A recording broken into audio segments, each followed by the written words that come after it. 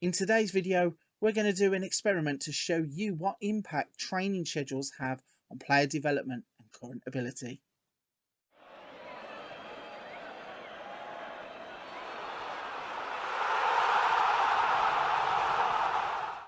Hello everybody, welcome to the FMSCOUT YouTube channel. I am frankly FM84, and in today's video I am going to be showing you what impact training and training schedules can have on your players' development and current abilities. But before we get into that, please don't forget to hit the subscribe and that notification bell here on FMSCOUT so you never miss another video again, and also smash that like button to help us out too. If you enjoy what you see in today's video, why not drop by my channel? The link is in the description down below. I currently have 2 long-term saves going, also have a sprinkling of wonderkid videos, a tactic video here or there, and a few player profiles too. Right then, let's get into this video. For a while now, I've been wondering about training and training schedules and the impacts that they might have on player development and current abilities in Football Manager 2021. So I've decided to do a little experiment. We're going to use Daljit's training schedules from his Bust the Net YouTube channel. A big shout out to him for all his hard work. We're going to load them into 2 brand new saves, and we are going to then divide off into 2 separate runs. In the first run, we are just going to use the training schedules, and in the second run, we're going to use the training schedules and double intensity. Let's have a look at the experiment and see what happens. Okay, so here is a bit of a rundown and a more in-depth look at what is going to happen in the first of these 2 experimental runs. So we are going to start a fresh save with Wolverhampton Wanderers. We're going to choose 5 first team players and 5 under 23 players. We're going to load in Bust the Net's training schedules. Each player will play 38 Premier League games to keep game time fair and consistent across the experiment. No individual training will be loaded for the first run. Okay, so I'm going to give you a little rundown of how you can get those training schedules that are in the description down below into your game. Once you've downloaded them and moved them into the right folder, go back into game to the training tab, to the schedules tab, click select schedule, and then custom schedule, import schedule. And if you've got them in the right place, you'll see 3 of them in the folder. You can then hit the no games first, hit load. It'll bring a description of what the training schedule is up on screen. You just want to hit confirm, and then the key step here is to hit save at the bottom of the screen to make sure it is loaded into your game. You then want to repeat the process for the 1-for-1 game, hit load and save again, and repeat exactly the same process for the schedule for 2 games, load and save. So as you can see for this one here, this is optimized for 2 games in 1 week. So you can see they will be playing on a Wednesday and a Saturday. There is one also for 1 game in a week and also one for no games in a week. To show you how we are going to load these into the calendar, you can see we are in pre-season training at the moment. So we are going to push forwards to the start of the Premier League season, where you can see here that on Saturday the 12th of September, we are playing against Southampton. So I'm going to go to pre-season tactical late, to custom schedules, and to 1 game. The following week we are playing Leeds, so again custom schedules, 1 game, and then Leicester, custom schedules, 1 game. If we push forwards to try and find a week where we have no games here, so week beginning 5th of October there is no games, so custom schedule, no games, and then if there is a week where there is 2 games, you do exactly the same thing. And it's as simple as that. You just go through the entire calendar and we will load in each of those training schedules as we need them. The last thing to note here is when we go into the rest tab, we are on normal intensity, or we are just basically as the physio would recommend. Also, all of the players have got their normal intensity training. And if we go into individual and pick Kem Campbell, for example, he's just on normal intensity with no additional focus, and he's being trained to play his current playing position, which is midfield centre, and that will apply for all of the players, all 10 players, in the first run of this test. Okay, so all the training schedules are now loaded into the game and we are ready to go. Just a quick introduction to the players that we're going to be using as guinea pigs is left. So we're going to start off with Hugo Bueno. He is a current ability player of 85 and currently plays as a left back. We have Max Kilman, who is a centre-back, who starts the game with a current ability of 125. We have Kijana Hoover, who is another centre-back. He starts the game with a current ability of 100.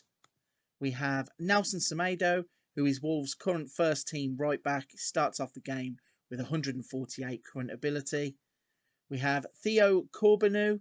He is a left winger or right winger, starts the game with a current ability of 95.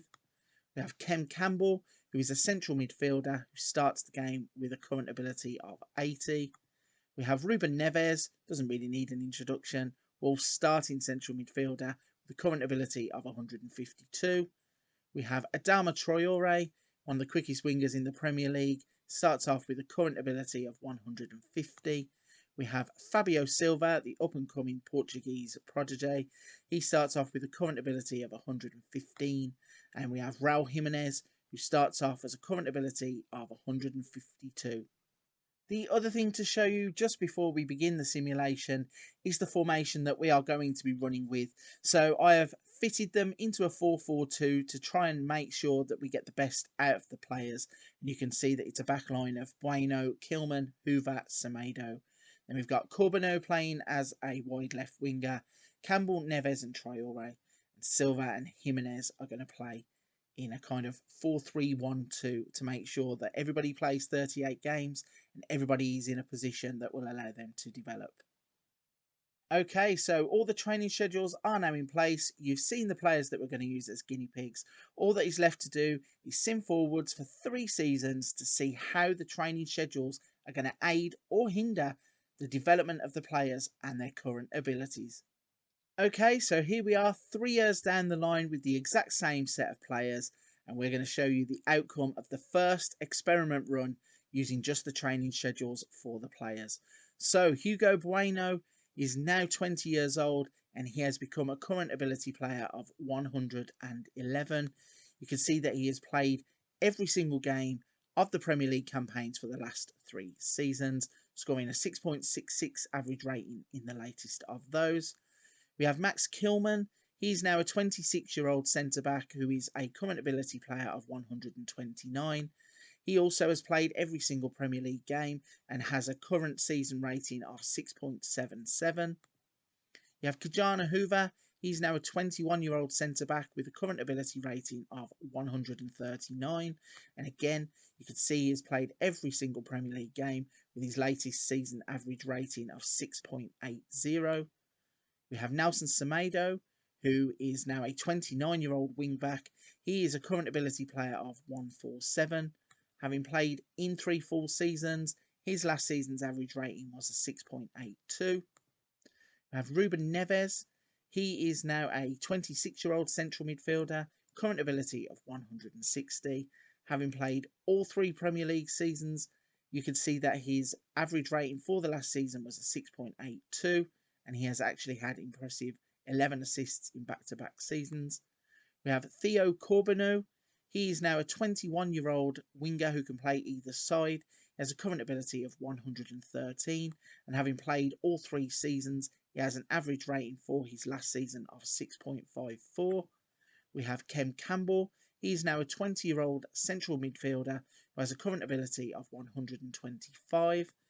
Having played all 3 seasons, he has a current season average rating of 6.74. We have Adama Traore.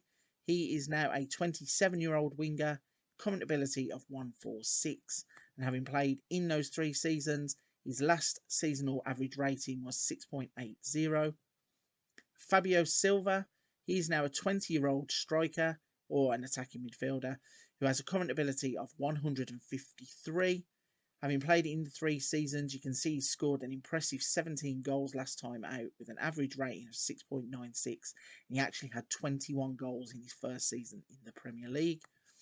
Raul Jimenez is now a 32-year-old Mexican striker who has a current ability of 152. If we go forward, you can see that he has played in every single game, scoring impressive 20 goals with an average rating of 7.10 in his last season. Okay, so if we give you a quick overview of what has happened after the experiment first run, you can see that in terms of current ability changes, we have Ruben Neves going from 152 to 160, which is a +8 current ability change. Semedo went from 148 to 147, which is -1. Kilman from 125 to 129, which is +4. Jimenez didn't change at all and stayed as a 152 current ability player. Traore went from 150 to 146, which is -4. Campbell went from 80 to 125, which is a +45. Kijana Hoover went from 100 to 139, which is a +39 current ability change. Silva went from 115 to 153, which is a +38 CA change. Corbino went from 95 to 113, which is +18. And Bueno went from 85 to 111, which was a +26 current ability change. So the last thing to look at is the biggest current ability gainers from this first part of the experiment. And you can see that Campbell was the biggest gainer with a +45 current ability change. Then there was Hoover with +39, Silva with +38, Bueno with +26, and Corbino with +18, which means that all of our under 23 players are the biggest gainers from this first run of the experiment. So with the first lot of results in from the first part of the experiment, we now need something to compare it to. And that is where we are going to come up with training schedules and double intensity to see what happens next. So as you can see, we're going to run through what happens in the second experiment run. Now, we're going to have another fresh save with Wolverhampton Wanderers. We're going to choose the same first team players and under 23 players as the first test. We are again going to load in the training schedules. Each player will play 38 Premier League games to keep that game time fair again. And all 10 players this time will have their training set to double intensity to see how that affects the outcome. So for the second run through of this experiment, we are once again going to load the training schedules in. If we go to schedules, you can see that they are still loaded. We have all 3 that were used in the first test. They are also still in the calendar, which we set up before. You can see for 1 game, 2 games, and no games. The only difference this time is when we go to the rest tab, we're going to change all of these here to double intensity, which means that all of the players, all 10 players involved in the first team, are going to be training at double intensity as well as using the training schedules. So, for example, here you have Ruben Neves. You can see double intensity on the right hand side. You can also see the same for Semedo, Traore, and if we scroll down, you've got Silva, Corbino, Campbell, Bueno, and Hoover. The other thing also we are going to do is go to the individual tab, and you can see also for players like Kem Campbell, we have no individual training roles assigned. You can see his intensity level is at double, his additional focus is none, and he's only being trained in his playing position, which is midfield centre. If we have a look at Bueno, Jimenez, and Kilman, they are all the same. There is no additional focus for this second run of the experiment. The final thing to show before we jump into the results of the second part of the experiment is once again, we are going to be using the same formation with the same player roles as last time. So we have got Bueno, Kilman, Hoover, Semedo at the back. Corbino is playing wide left. Campbell, Neves, Traore, Silva and Jimenez are going to make up the team that are going to play all 38 Premier League games in this second run. So once again, the training schedules have been put in place. The double intensity has been added to all of the players. All that is left to do is for us to jump forward 3 years to show you what happens when you have double intensity training and the training schedules in place. And we are going to start off with Hugo Bueno, who is now 20 years old. He's a current ability player of 102. You can see he has played all 3 seasons in the Premier League. His last seasonal average rating was 6.61. We have Max Kilman. He's a 26-year-old current ability player of 133, and he has played all 3 seasons in the Premier League with his last seasonal average rating of 6.91. We have Kijana Hoover. He's a 21-year-old now, current ability of 137, having played all 3 full seasons. He had an average rating last time out of 6.79. We have Nelson Semedo. He's 29 years old now. He's a current ability player of 148, and he has played all 3 seasons. Average rating for the last season was 6.72. We have Ruben Neves. He is 26 years old now, current ability of 161, played all 3 seasons, an average rating of 6.87 last time out. He had quite good assist numbers from the centre of midfield with 14, 11 and 13 across the 3 seasons. We have Theo Corbeau. He's a 21-year-old now, current ability of 96, played all 3 seasons. His last seasonal average rating was 6.52. Kem Campbell, he's now a 20-year-old central midfielder, current ability of 122. He played all 3 Premier League seasons. His last season he had an average rating of 6.68, and he actually got better as the game went on, scoring 8 goals, 9 goals and 10 goals. We have Adama Traore. He's now a 27-year-old winger, 155 current ability, played all 3 Premier League seasons, average rating of 6.77 last time out. Raul Jimenez, he's now a 32-year-old Mexican striker, current ability 152, played all 3 Premier League seasons. His last seasonal average rating was 7.04, and he had an impressive 20 goals from 38 appearances with 2 assists. He did very, very well. Fabio Silva, he's now a 20-year-old striker, 151 current ability, played all 3 Premier League seasons. He had 6.91 average rating last time out with 12 goals. He had 14 goals the season before that. So once again, we're going to look at the outcome of the experiment run number 2. And you can see in terms of the current ability changes, we have Ruben Neves going from 152 to 161, which is a +9.